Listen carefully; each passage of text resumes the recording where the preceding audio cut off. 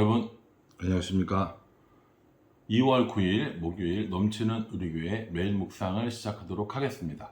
오늘 본문 말씀은 마태복음 9장 27절부터 38절까지 말씀입니다.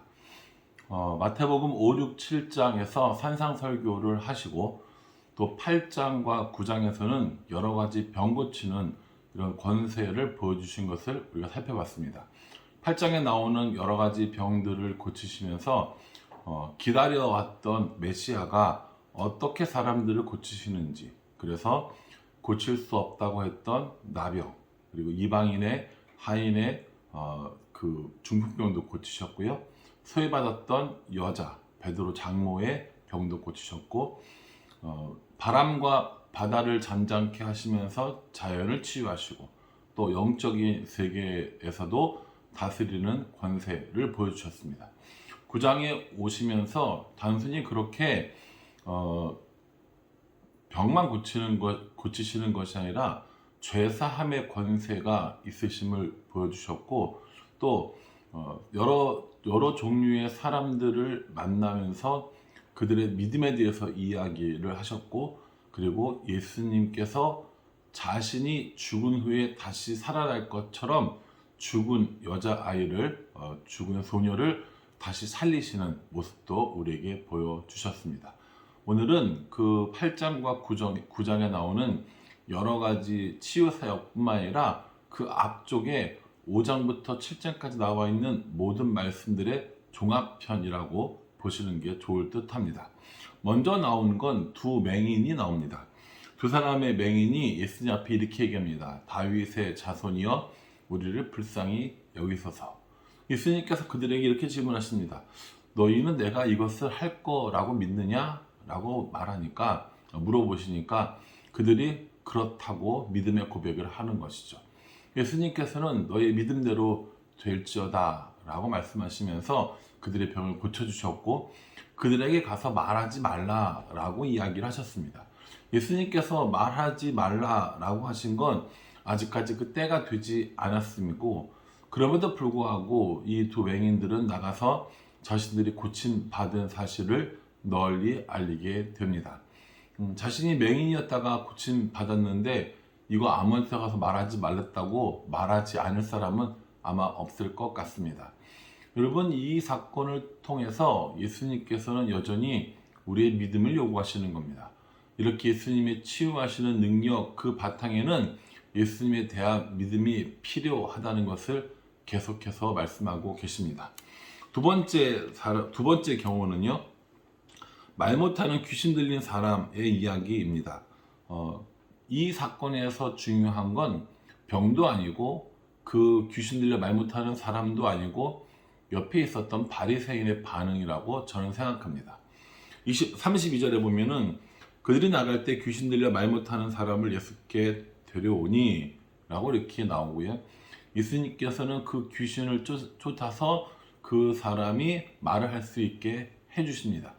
그랬더니 바리새인들이 뭐라고 얘기하냐면 34절에 바리새인들은 이르되 그가 귀신의 왕을 의지하여 귀신을 쫓아낸다 하더라, 이렇게 말씀하고 계시는 거죠. 그러니 사람들의 반응, 이런 여러 가지 치유 사건을 경험하면서 사람들의 믿음으로 그 병이 고쳐지기도 하고 낫기도 하는데, 또 그 옆에서 보고 있었던 바리새인들은 저건 하나님의 능력이 아니라 귀신의 왕을 의지하는 거라고 하면서 예수님을 핍박하기 시작한다는 거죠. 이렇게 여러 가지 치유 사역들을 다 하고 종합적으로 나오는 말씀이 35절 말씀입니다. 예수께서 모든 도시와 마을에 두루 다니사 그들의 회당에서 가르치시며 천국 복음을 전파하시며 모든 병과 모든 약한 것을 고치시니라. 이것이 예수님의 3대 사역이라고 전에 말씀드린 적이 있습니다. 가르치시고 또 전파하시고 고치신다는 거죠. 뭘 전파하시냐면 천국 복음을 전파하셨다고 이렇게 하셨습니다. 또 가르치시는 것은 회당에서 그들을 가르치셨고요. 또 모든 약한 것들과 또 모든 병들을 고치셨다라고 이렇게 말씀하고 계셨습니다. 그러니 앞에 5장부터 9장까지 나와 있는 모든 이 사역들을 종합해서 가르치시고 전파하시고 고치시는 사역이라고 요약하면서 예수님께서 그렇게 하셨던 이유가 뭐냐면 36절에 무리를 보시고 불쌍히 여기시니 이는 그들이 목자 없는 양과 같이 고생하며 기진함이라 라고 말씀해 주셨습니다. 예수님께서 이 땅에 오신 목적, 그리고 예수님께서 이 땅에 오셔서 하신 사역들의 기반은 예수님이 사람들을 불쌍히 여기셨다는 겁니다. 하나님이 우리를 긍휼히 여겨 주셨다는 겁니다. 그래서 우리를 구원하기 위해서 예수님께서 오셨고, 그 예수님께서 가르치시고 또 전파하시고 또 모든 병과 약한 것들을 고치셨다라고 말씀하고 있습니다. 그러니 우리는 예수님 앞에 가르침을 받아야 하는 사람들이고, 전파되어지는 것들을 들어야 하는 사람이고, 또 예수님이 고치심에 있어서 치유받아야 할 사람들이라는 겁니다. 예수님이 오셔서 이러한 사역들을 하셨는데 우리는 예수님의 가르치심이 필요 없어, 우리는 예수님의 전파하심을 듣지 않을 거야, 우리는 예수님의 병 고치는 능력을 믿지 않아 라고 한다면 우리도 바리새인들과 별반 다를 바가 없습니다. 바리새인이라는 것은 예수님 없이 자신의 힘으로 신앙생활을 하는, 자신의 힘으로 살아가겠다고 하는 모든 사람의 대표라고 보시면 될 것 같습니다. 예수님께서는 바리새인들을 배척하셨습니다. 바리새인들의 교훈을 따르지 말라라고 말씀하셨습니다. 물론 그들이 가르치는 교훈 자체가 틀린 것이 아니라 그들이 가지고 있는 마음이 틀렸다고 우리에게 말씀해 주셨습니다. 사랑하는 성도 여러분, 우리도 이렇게 예수님 앞에 우리 자신이 예수님 앞에 죄인이고 연약하고 그리고 긍휼 받아야 할 사람으로 여기고 있는지, 아니면 자신의 의의를 자랑하면서 자신의 의로움을 높이면서 그렇게 살아가고 있는지 날마다 점검해 봐야 할 겁니다. 교회 열심히 다니고 매일 묵상 열심히 하고 큐티 잘하고 성경책 많이 읽고 이 모양 저 모양 봉사하면 어느 순간인가 하나님의 긍휼하심을 구하는 것이 아니라 자신의 의의를 나타내기가 십상이라는 겁니다. 저도 마찬가지입니다. 설교를 하고 목양을 하고 성경을 가르치고 이런 일을 하지만 이것이 나의 자랑이고 나를 드러내려고 하는 순간 저도 예수님이 그렇게 배척했던 바리새인과 별반 다르지 않다고 생각합니다. 오늘 이 말씀을 읽으면서 혹여 내게도 바리새인과 같은 모습이 있지는 않는지 다시 한번 생각해 보게 됩니다. 다른 사람들에게 무거운 짐을 지게 하고 나는 손가락 하나 까딱하지 않고 다른 사람 앞에 내가 의로운 모습으로 살아가려고 하는 것은 아닌지 점검해 보고 하나님의 긍휼하심을 구하고 예수님처럼 가르치심 또 전파하심 또 고치시는 사역에 동참하는 이 일을 해야 하지 않을까라고 생각을 합니다. 오늘 예수님께서 이런 사역들을 정리하시고 제자들에게 뭐라고 말씀하시는지 37절 한번 보십시오. 추수할 것은 많되 일꾼이 적으니 그러므로 추수하는 주인에게 청하여 추수할 일꾼들을 보내주소서 하라 라고 말씀해 주십니다. 예수님께서 여전히 세상을 긍휼히 여기시고 불쌍히 여기시고 세상을 향하여 가르치고 전파하고 또 고치시는 사역을 할 일꾼들을 찾고 있다고 말씀하고 계시는 겁니다. 여러분, 하나님 나라의 일꾼으로 살아가시겠습니까? 하나님의 부르심에 순종하는 일꾼으로 살아가시겠습니까? 오늘 추수할 것이 많기 때문에 추수할 일꾼을 부르시는 하나님을 발견하게 됩니다. 저와 또 성도 여러분들은 이 하나님의 부르심에 응답하여서 예수님이 하셨던 것처럼 가르치시고 또 전파하고 또 고치는 사역들을 하는 하나님의 일꾼이 되어야 하지 않을까 그렇게 생각해 보게 됩니다. 제가 볼 때는 마태복음 9장까지 해서 한 텀이 끝났다고 생각합니다.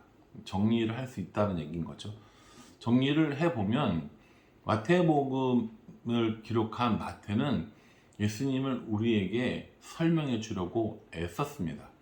예수님의 말씀의 사역, 예수님의 치유의 사역, 예수님께서 전파하시는 사역 이런 것들을 다 우리에게 보여주는 거죠.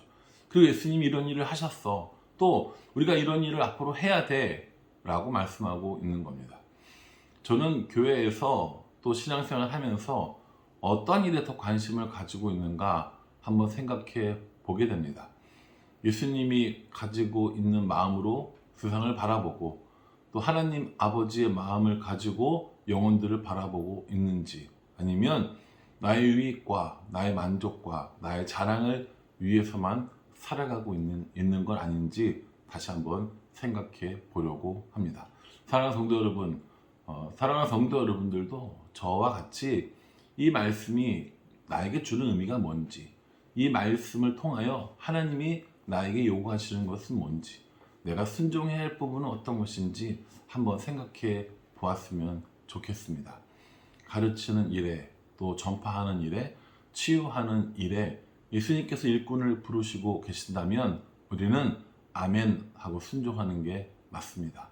어떻게 가르칠지, 어떻게 전파할지, 어떻게 치유하는 하나님의 일꾼으로 살아갈지 저와 여러분 모두가 우리들의 마음을 들여다보며 함께 고민하고 또 함께 그렇게 일꾼으로 살아갈 수 있기를 주님의 이름으로 축복합니다. 기도하겠습니다. 하나님, 두 맹인의 사건을 통하여 믿음에 대해서 이야기해 주셨는데 저는 이렇게 예수님을 온전히 믿고 있는지 돌아봅니다. 귀신 들려 말 못하는 사람을 고치신 것을 보고 바리새인들은 귀신의 왕의 힘을 입어 의지하여 고쳤다라고 예수님을 비난합니다. 하나님, 저도 그런 무리인 것은 아닌지 반성하며 또 제 자신을 돌아다보게 됩니다. 믿음 가지고 살아가게 도와주시고 하나님의 능력으로 살아갈 수 있도록 인도하여 주시옵소서. 예수님께서 가르치시며 전파하시며 고치시는 사역을 하시면서 무리들을 불쌍히 여기셨다고 하셨습니다. 저도 가르쳐야 할 사람들, 전파해야 할 사람들, 고쳐야 할 사람들에 대한 하나님의 긍휼하신 마음을 가질 수 있도록 인도해 주시고 추수할 일꾼을 보내달라고 이렇게 요청받았을 때 아멘으로 순종하는 사람 될 수 있도록 주님 인도하여 주시옵소서. 말씀을 따라 말씀의 인도하심을 받는 일이 쉽지 않지만 이 일을 위하여 열심을 내고 최선을 다할 수 있도록 하나님께서 은혜를 베풀어 주시옵소서. 예수님의 이름으로 기도합니다. 아멘. 네, 성도 여러분, 오늘 하루도 화이팅 하시고요. 말씀의 인도함 받는 그런 삶을 살아가시기를 기도하겠습니다. 감사합니다.